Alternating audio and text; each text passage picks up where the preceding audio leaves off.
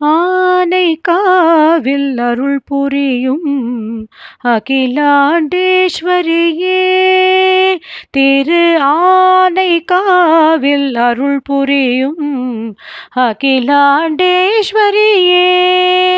நெஞ்சில் அகலாமல் நீ நின்று அருள் தருவாய் ஈஸ்வரியே, ஆனை காவில் அருள் புரியும் அகிலாண்டேஸ்வரியே.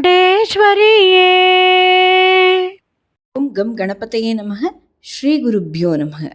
ஞானம் முடிவற்றது, அது என்றுமே வளர்ந்து கொண்டே இருக்கும் என்ற தத்துவத்தை உலகுக்கு உணர்த்த கடும் தவம் புரிந்து சிவபெருமானையே குருவாக எண்ணி சிஷ்ய ரூபத்தில் அம்பிகை அருள்பாலிக்கும் ஸ்தலம் திருவானைக்கா.